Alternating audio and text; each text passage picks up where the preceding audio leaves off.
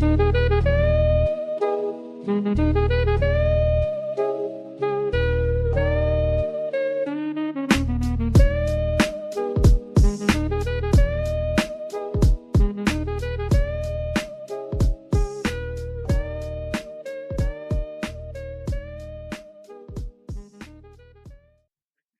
poppin'? What's poppin'? How's everybody doing?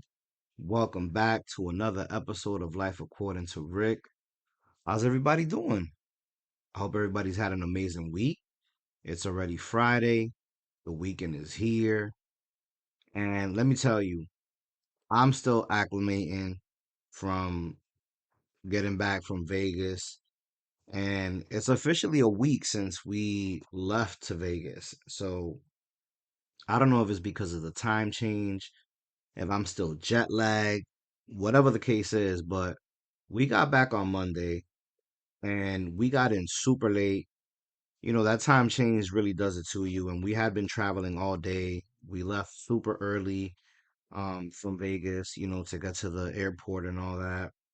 We were super nervous about TSA because if y'all watch the news, a lot of major cities having issues with TSA in the airport. So we weren't trying to take no risks. You know what I'm saying? We had to get back to Harlem. And that's another thing. While we were gone, Harlem was just straight up lovesick. That boy was missing mommy and daddy. I feel bad for my in-laws because he was just driving them crazy. He was waking up in the middle of the night, freaking out, asking for my wife and myself. And I know that it must have not been easy dealing with that. You know what I'm saying? But we got back. I took Tuesday off because I was like, yo, it's mad late and I need to get some sleep. And we didn't even send Harlem to school that day, that Tuesday, because it was like he went with his grandparents to pick us up. By the time we got home, it was like maybe like 1 a.m. So we were just like, nah, we just staying in today. And then Wednesday, I jumped right back into work. So, it's just been like one of those things, getting adjusted to getting back home and the regular routine. And that's just how life is. Once that vacation is done, forget about it. It's a wrap. But if I'm keeping it a buck with y'all, like I'm still processing all the energy, the lights, the chaos, and the family vibes. Like it was such an amazing time in Vegas. But Vegas is a different type of environment, let me tell y'all. Because I don't know if it's because, out west is a whole lot different from out here in the east. And, the last time I went to Vegas, man, I was a young cat. It's been like 30 years since I went to Vegas. So I was very young, so I didn't really get to do any of that nightlife stuff, you know what I'm saying? I went to go visit my aunt in Cali and I spent the whole summer out there. So, we went and we took a drive to Vegas for like a week for my cousin's birthday. So, we did like the water park and we did like, kid stuff, you know what I mean? But as an adult, experiencing Vegas like that, man, it hit different for real. I had so much fun. So last Friday, when we left, we got to the airport, we were chilling, we boarded on time.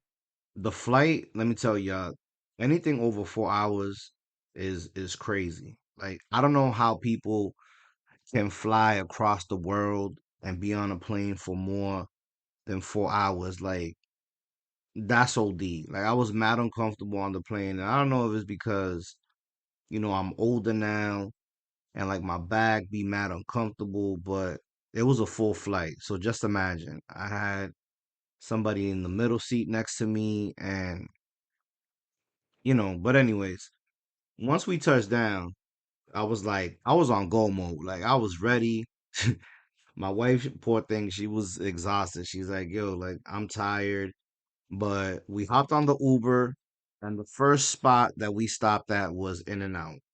And it was already like, I want to say midnight. Because by the time we got to Vegas and got off the plane and all that, we're trying to figure out the whole ride situation to the hotel. So we just hopped on the Uber. We went to the In and Out, and man, it it hit for real. I was like, yo, I needed this because I've had In and Out before, but it was my wife's first experience and she enjoyed it. So, seeing that smile on her face while she was enjoying that Flying Dutchman, I was like, yes, like this is what it's all about. You know what I'm saying? Having that that moment, you know what I'm saying, to share with her, having her first In and Out, it was dope.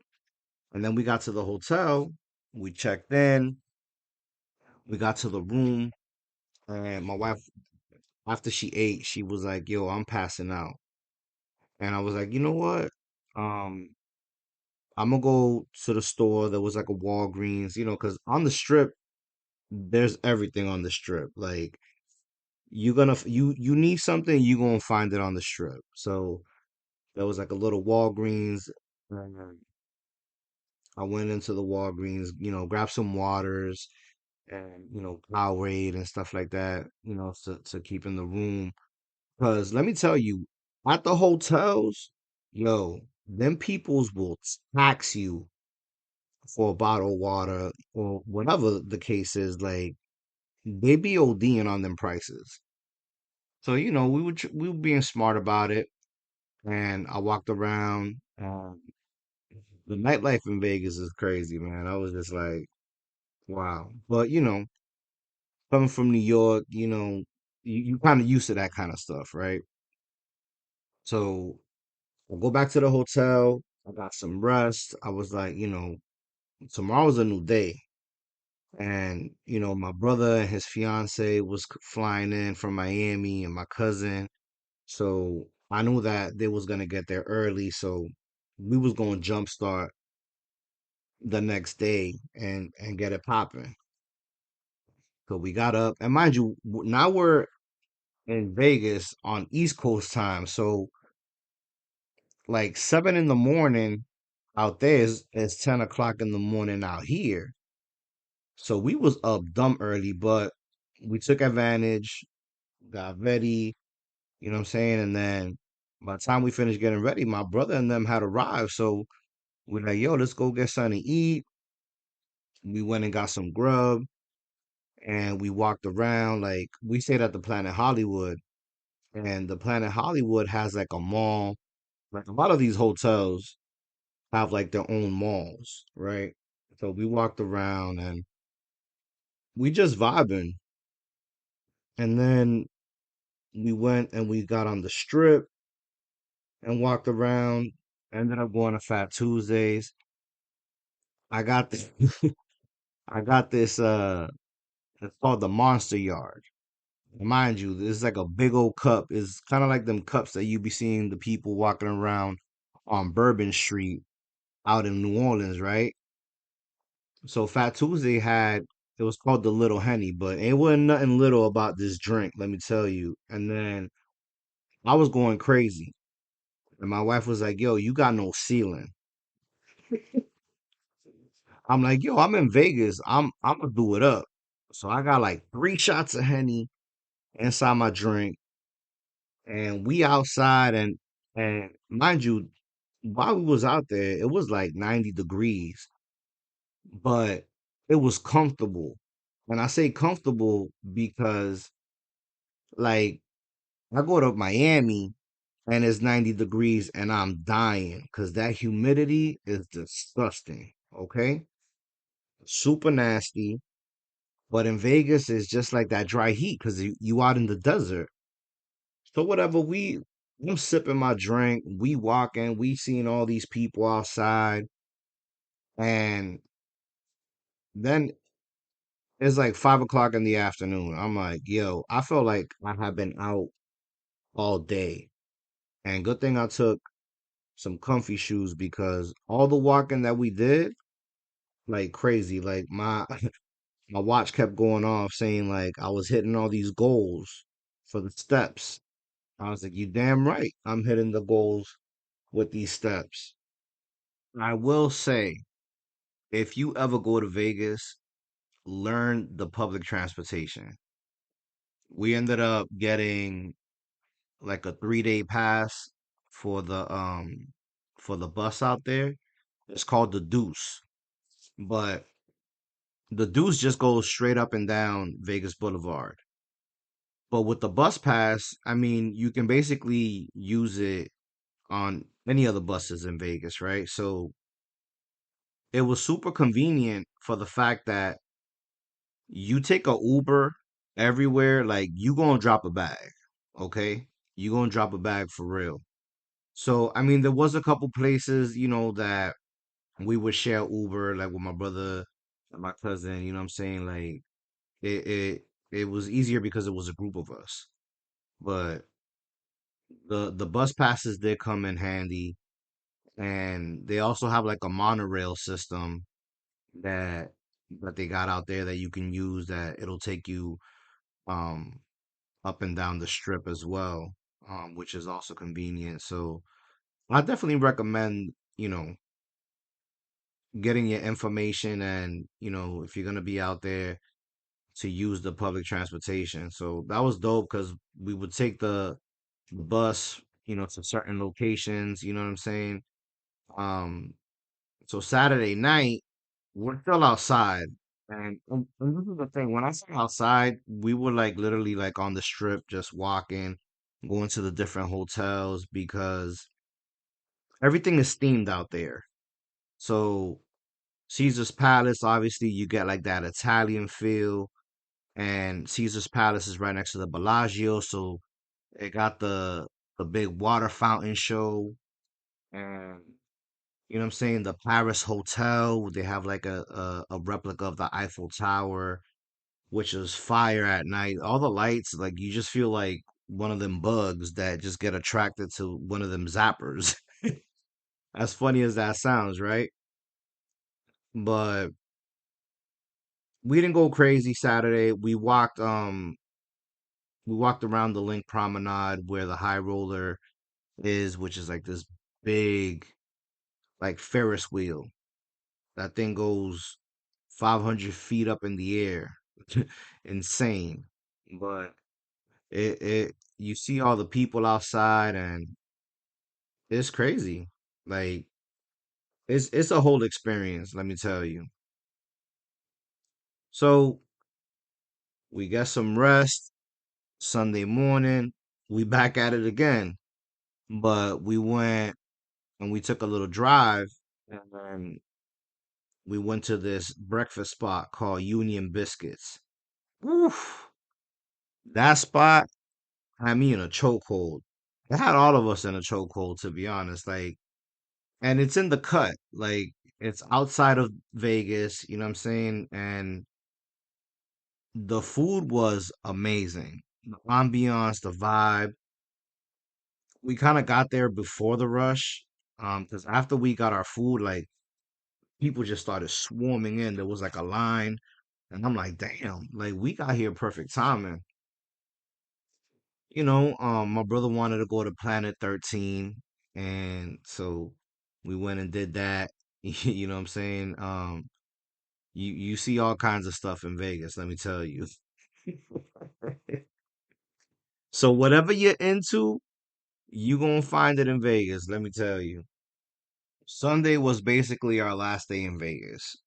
And so after we had breakfast, my brother and his fiance and my cousin, they kind of went to do their own thing. They went to take a tour of like the Hoover Dam. My wife and I had made reservations to go to the Museum of Illusion in Vegas, which was like right across the street from the hotel. Again, like I said, everything is on the strip. It's convenient. So boom, we went. We had a good time. We took mad pictures, and it was a vibe. So after we did that, we kind of went back to the hotel and just chilled. And then I got ready. I took a shower, got dressed, and I went out back on the strip by myself. I saw the Bellagio water fountain show like 3 times, I kid you not. And the feeling that that water fountain show gave me, like, it's unexplainable. Like, it might sound corny, like me saying it, but I was cheesing the whole time. Like, it was just like this feeling, like, I don't know, my dopamine levels must have like been high, like just from watching the show. And I kind of saw it in different stages because it was still like daytime. So my wife had stayed back in the hotel because she was getting ready because we were gonna go out to dinner. We had reservations, and so I'm like, all right, I'm gonna go and see the water fountain. I went to Caesar's Palace and I walked around like the stores and they got all different kinds of displays. Like it's dope. Like you kind of just get sucked in. And so the last time that I watched the water fountain show, which was the third time, it was already like nighttime. So I got to see it like at its peak. And it was so amazing. Like I like it's corny saying it, right? But it was so much fun. Like when you get to a certain age, it's like the little things that kind of make you smile. But that's what makes it all worth it. You know what I mean? It's like those little things, being in a different setting, in a different environment outside of like your regular day to day. Listen, is all worth it. So originally we were gonna go to Benihana's for dinner Sunday night. That was the original plan. We had made the reservations and whatnot. But then being out there, my wife, we started like looking around. So uh there's this Cuban restaurant at the Flamingo Hotel called Havana 1957. So it's Cuban food. So she was like, "Man, I want some Spanish food."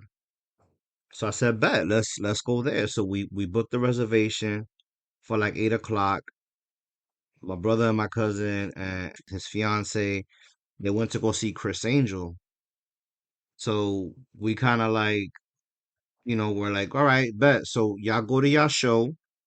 By the time we finish dinner, y'all should probably be done with y'all show. And then we were gonna go to the high roller to get on the Ferris wheel. So that's exactly what we did. We went, we had dinner. The food was fire. Now, as basic as I may sound, I got the Cuban sandwich, but that Cuban sandwich was amazing. Like it was lit. I give it a 10 out of 10. And we got this appetizer called a Cuban combo appetizer, and it came with like, pork masitas, like kind of like chicharrón, but not really.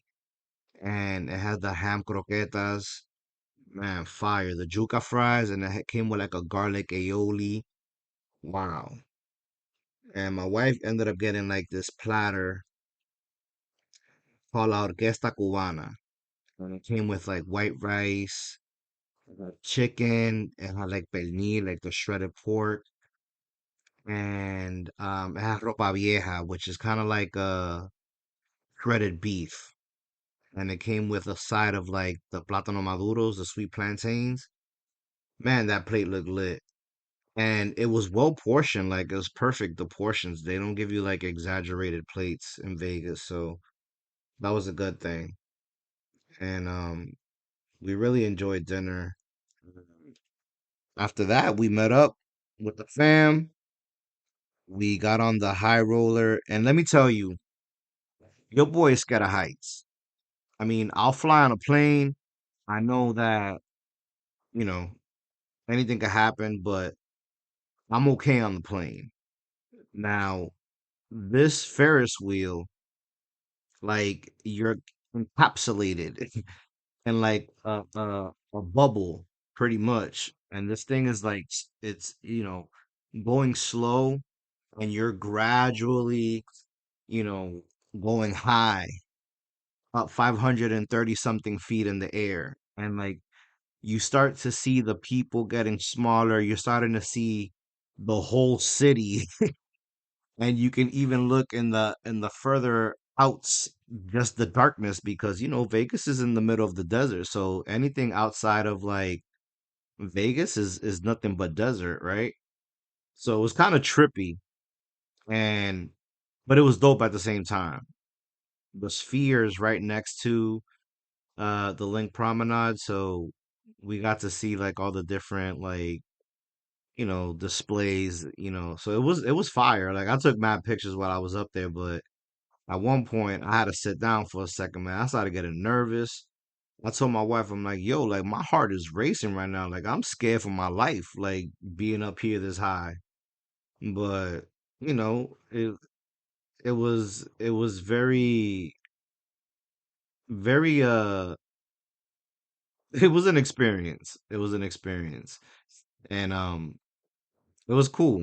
It was cool. It was, it was all of us in there and we're laughing, joking, just talking talking crap and making the best out of it, just being in each other's company, which is the most important thing. You know what I'm saying? I don't see my family like that, so just being with them out there and us sharing that experience together, like it just made the trip even better. You know what I mean? So that was amazing.